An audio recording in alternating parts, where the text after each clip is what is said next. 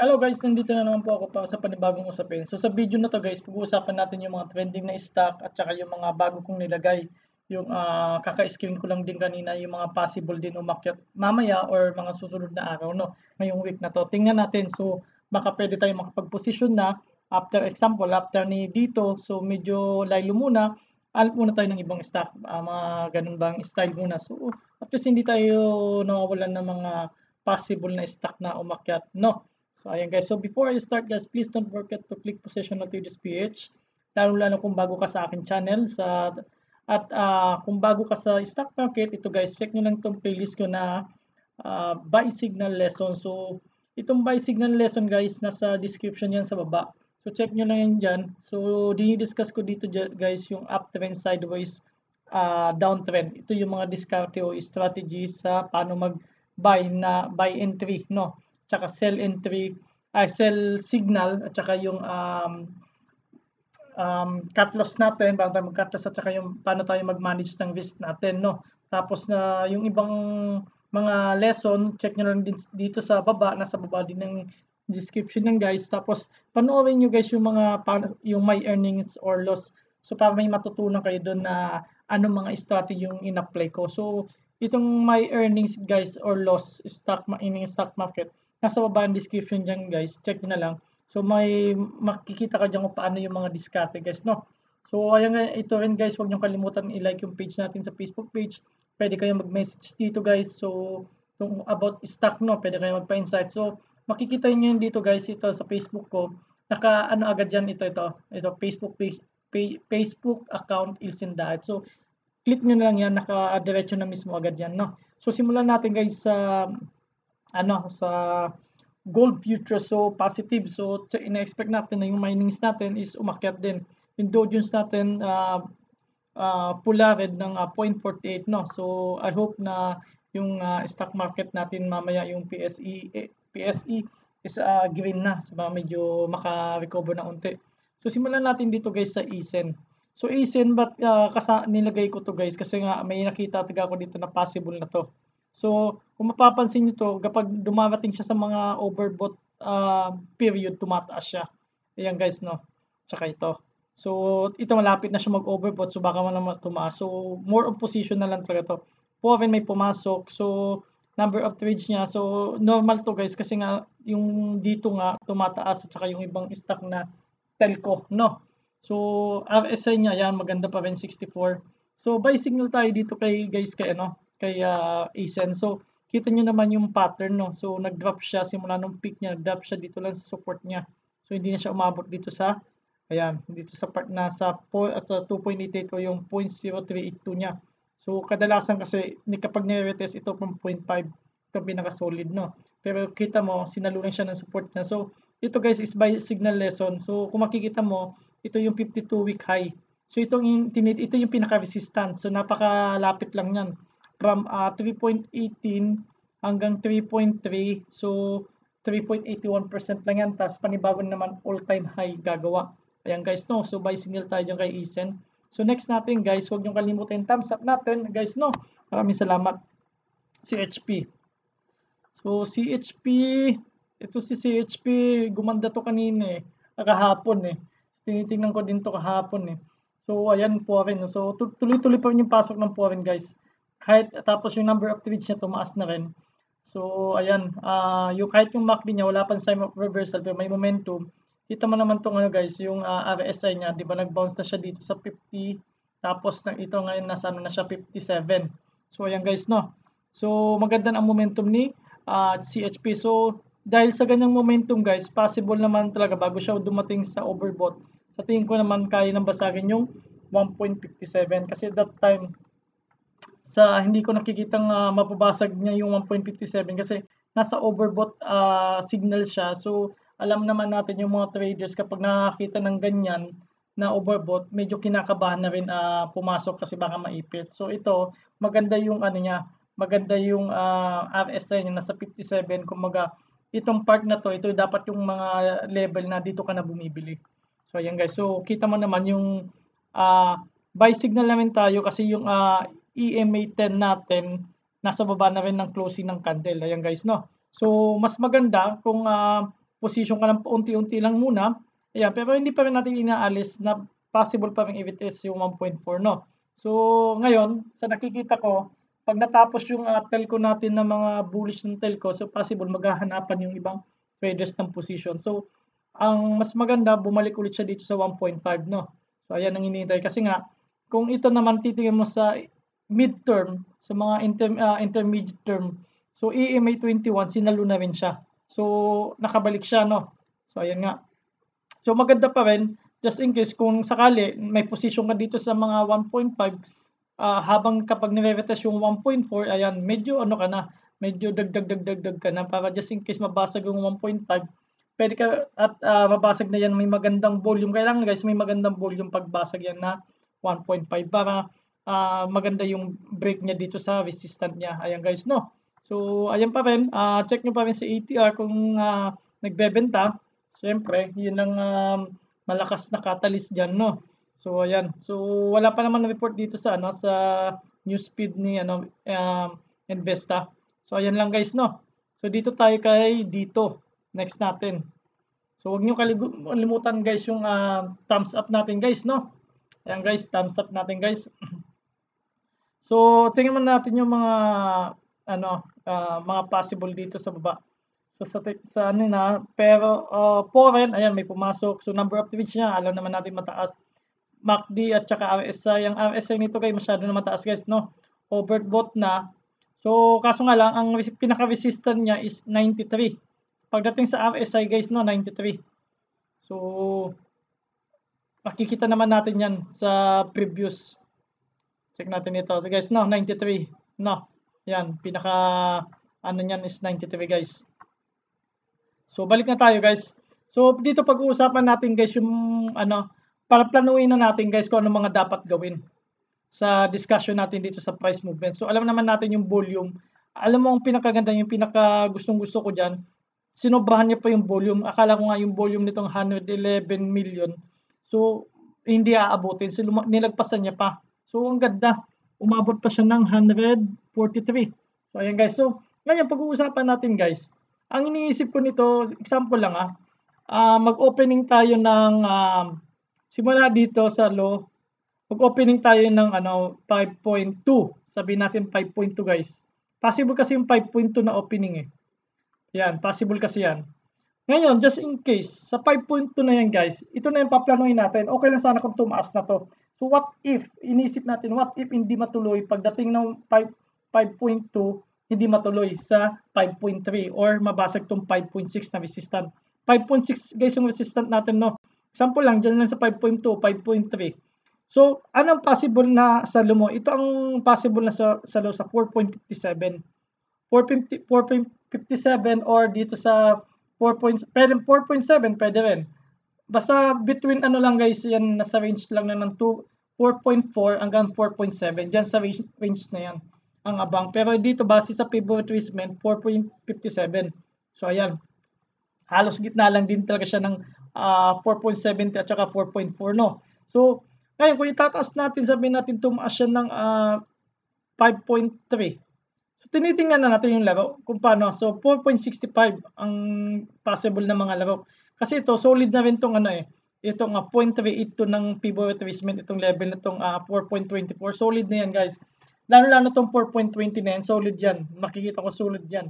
So, hindi ganun ka dali basagin yung 4.20 na yan. Kasi yung 4.20 na yan guys, kung makikita nyo dito sa weekly chart, ito guys, yung weekly chart, kaya nang in-review ko to, nakita ko talagang weekly chart nito, ang ganda guys.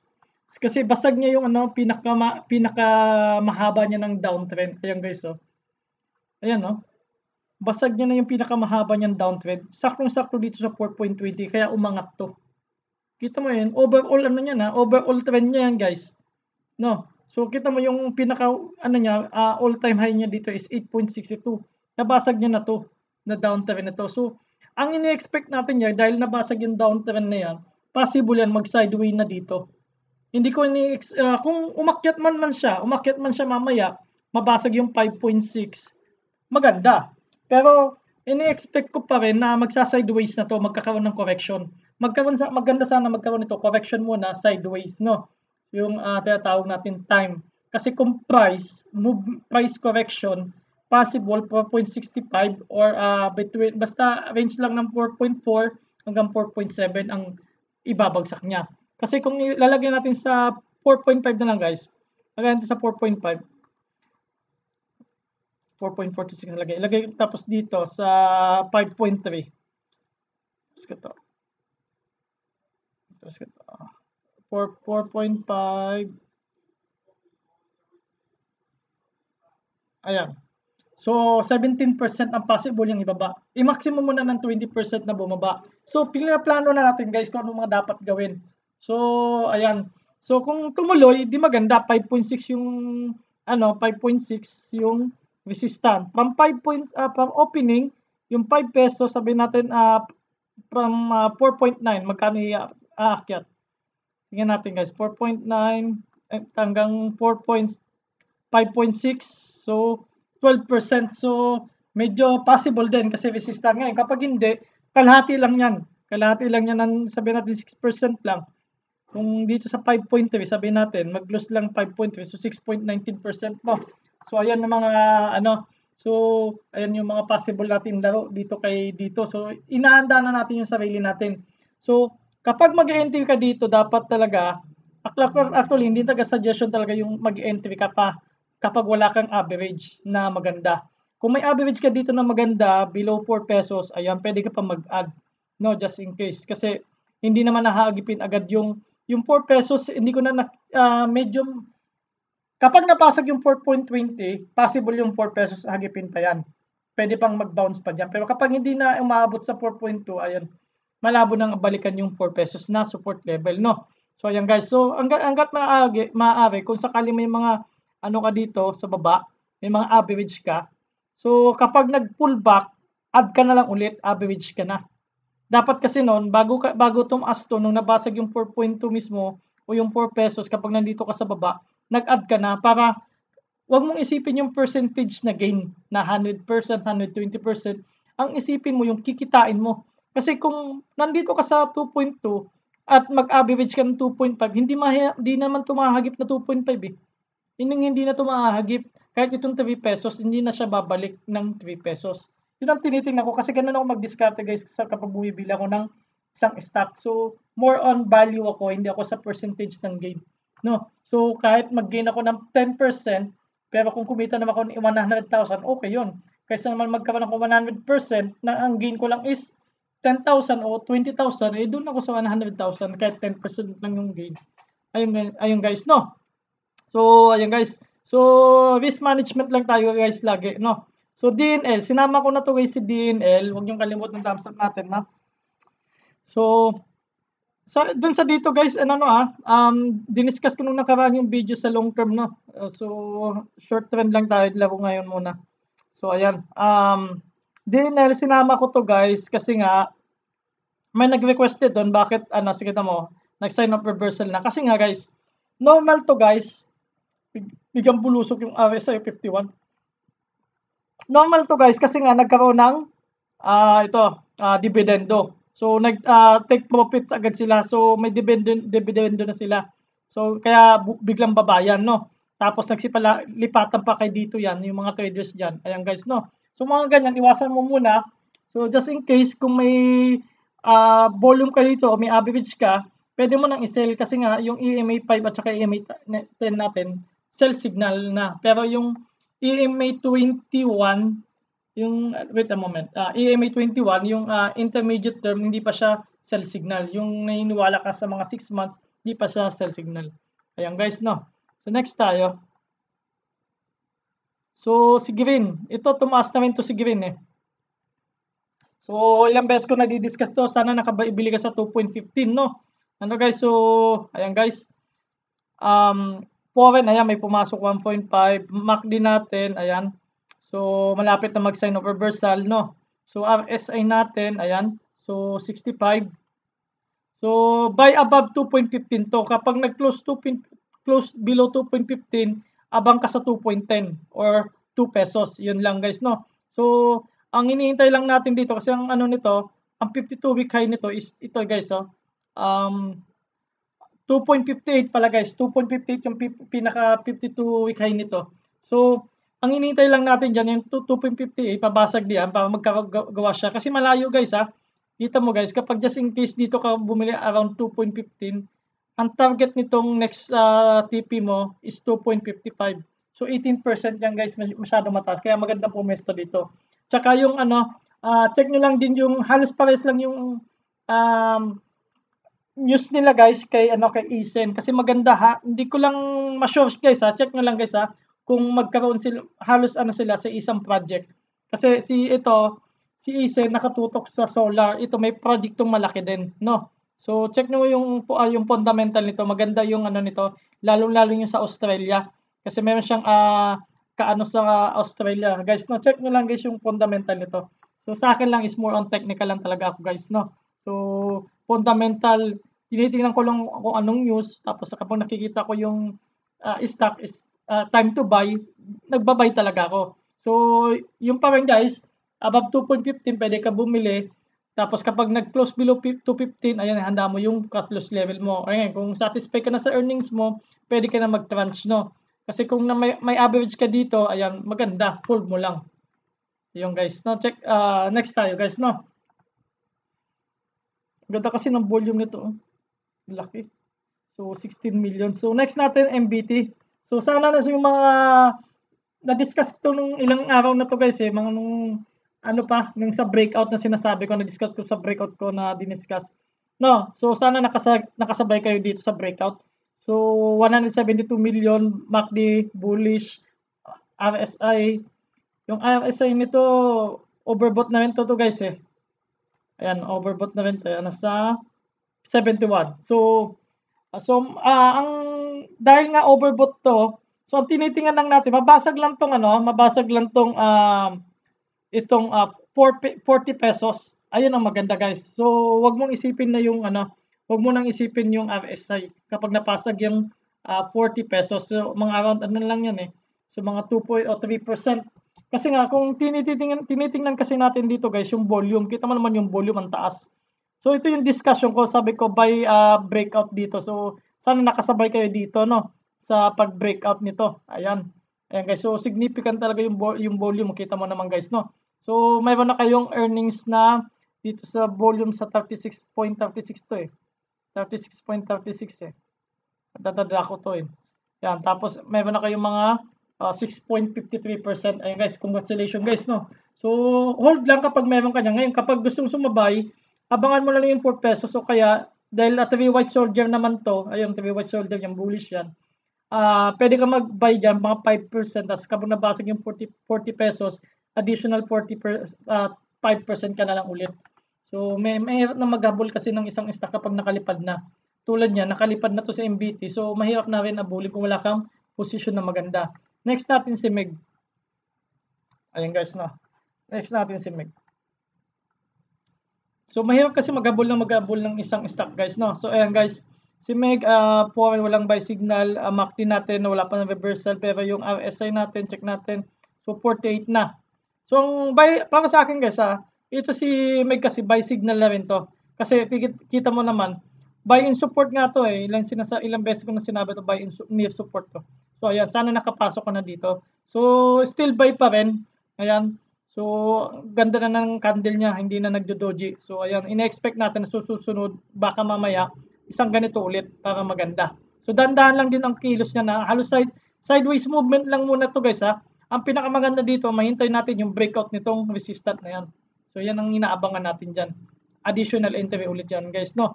So, next natin si MM. Ayan. Si MM.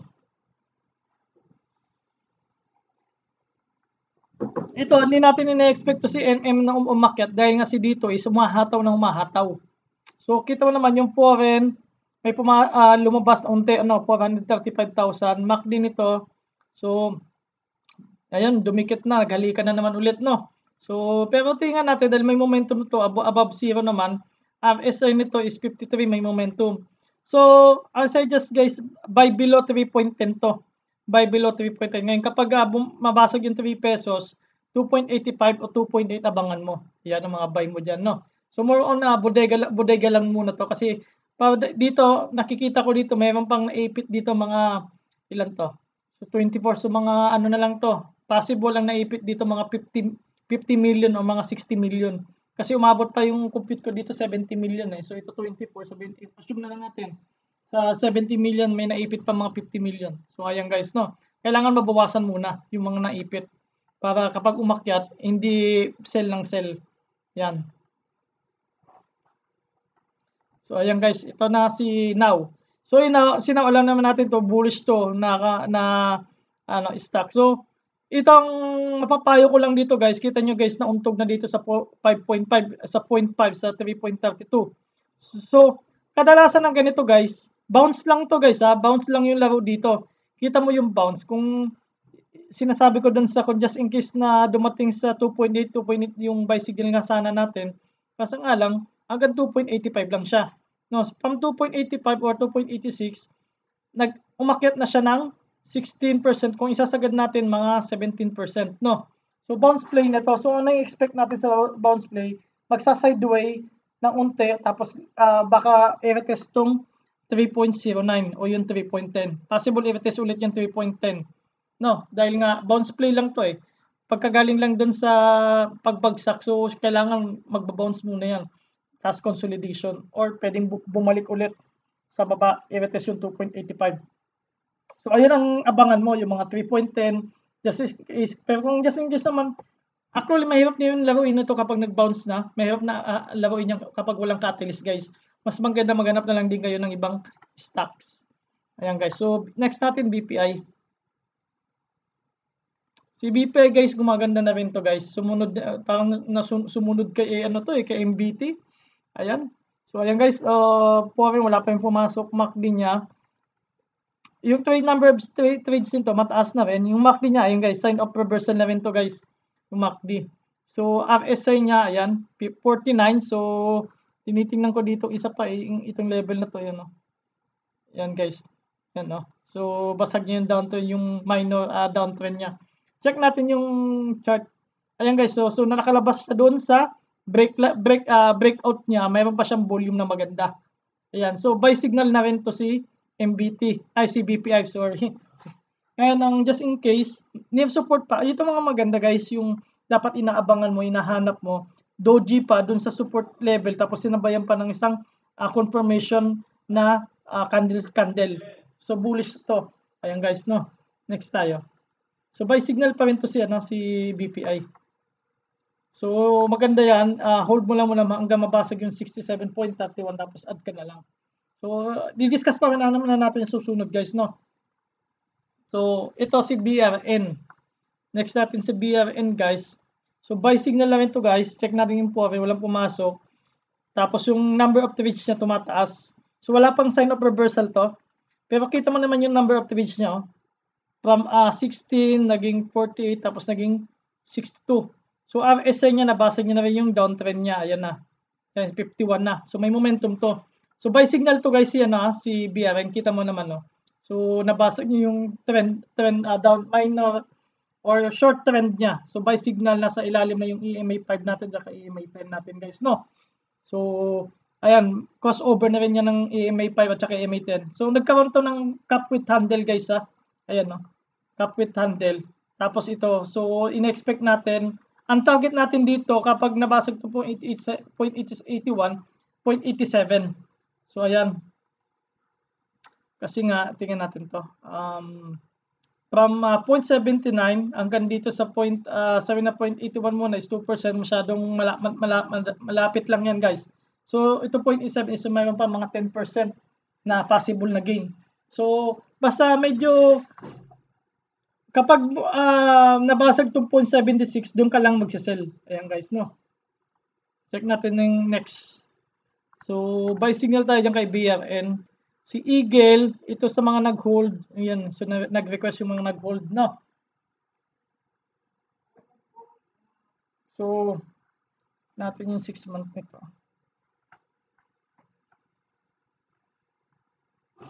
So foreign nito, check natin.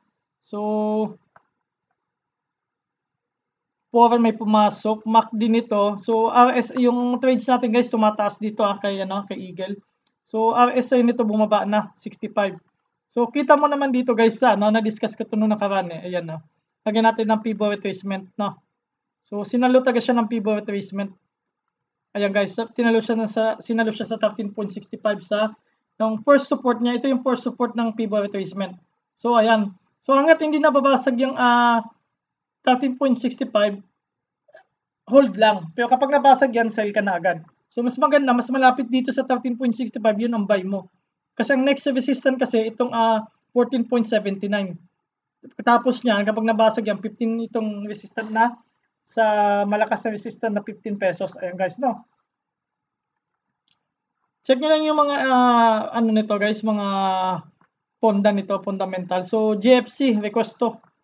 Ayan. So medyo umakyat na rin to si GFC pero hindi natin na-expect na tataas para masyado to guys kasi nga gawa nung pandemic So tumaas lang to gawa dito sa Jollibee Group opens first team who won in mainland China. Ayan guys So panibagong opening. So titingnan natin kung sino mga magiging report ni Jollibee by third quarter pakatapos. So, patapos na yung third quarter mamaya. So September 30 na mamaya sa Pilipinas. Ayan. So net 9.16. So may pumasok na MACD bullish, sign of reversal na yan guys. So kaso nga lang check natin kung may momentum ang MACD. So below zero pa rin naman siya, wala pa siyang momentum. Ayan. So RSI niya may momentum 67. Buy and hold lang muna to guys sa CJFC, buy and hold. Ngayon, kapag nabasag tong 144.58 na yan, ayan, panibagong addition, kapag nabasag tong 151.28, additional na entry ulit. So, halos 1:1 to So, kung nakabili ka dito sa baba, hold ka lang, buy and support kasi. Kasi kung gusto mo, hintayin mo lang mabasag tong 151.14 bago ka mag-add. Ayan guys, So, kapag may average ka na maganda dyan, hold mo lang. So, next natin si MAC. Ito si MAC, tumaas to. Gawa ng buy in support to guys si MAC. Buy in support to guys si MAC.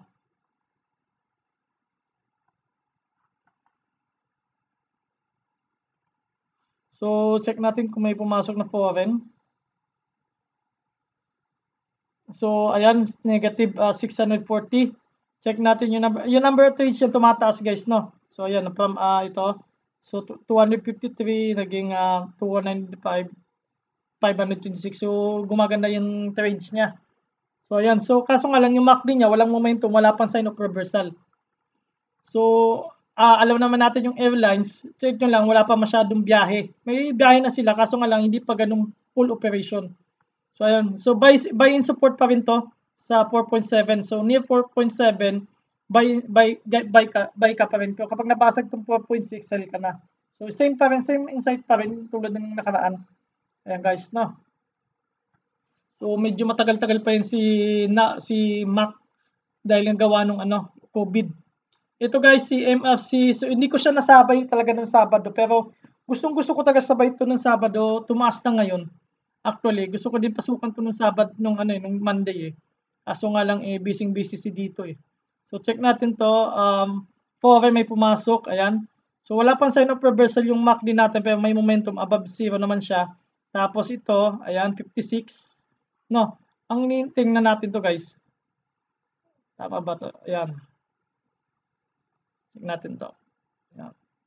So ang hinihintay natin mabasag to guys So possible kapag given ulit to basag tong tong downtrend ng RSI.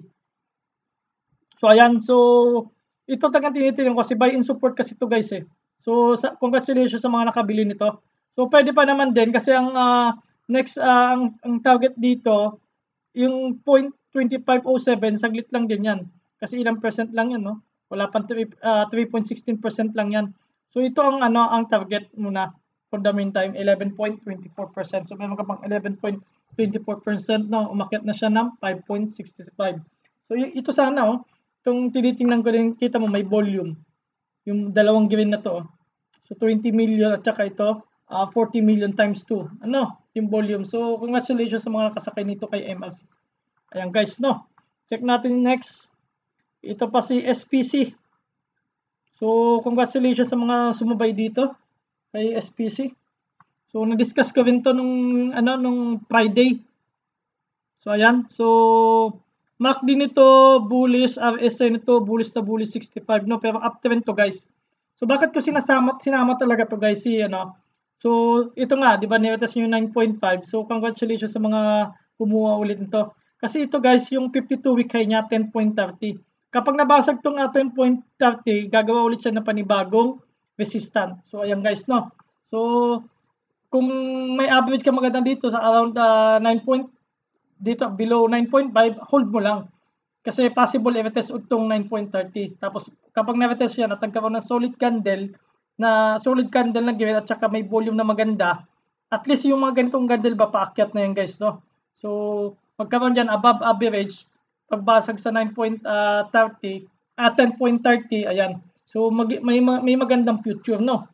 Just in case. So simula dyan sa 10 pesos hanggang 9.30 sa magkano ba? So 2.99. So napakadali lang. So gagawa ng all-time high kasi yan, guys, kapag nabasag yung 10.30. Ayan, guys. Next tayo, guys. Buy signal pa rin dyan, guys. Kaso nga lang, unti-unti lang yung lagay mo. So huwag masyadong apurado, huwag all in, no? So i-manage natin yung risk natin, guys. So ayan, guys, so ito na-discuss ko rin to nung nakaraan, no. So sana na may sumalo rin dito. So number of trades niya tumataas, wala siyang foreign na pumapasok. So MACD, check natin. Ayun, sign of reversal na, guys, no. May momentum pa. Yung RSI nito, guys, ayan. So 56 na. So tinitingnan ko din dito sa RSI nito, ito, guys, no. Ayan, no. Isa pa yan. Ito tinitingnan kong RSI. Ayan, no. So basag niya na rin yung downtrend niya. So ayan. So ang breakout nito maganda, guys. So buy paunti ka lang dito, buy ka lang ng mga 5% kapag nabasag yung 1.5, buy ka lang din ulit. So kita mo yung volume, tumataas, guys, no, yung volume. Tumataas yung volume niya. So maganda. So hold lang kapag meron ka nito. Kapag wala pa, buy ka lang ng mga 5% kasi nasa 11 buy signal na to base sa EMA 5 at saka EMA 10, guys, no. Maraming salamat, guys. I hope na may na-share ako sa inyo. Huwag niyo kalimutan i-thumbs up. Maraming salamat at share niyo lang sa mga kaibigan niyo, guys, no. Maraming salamat. Thank you.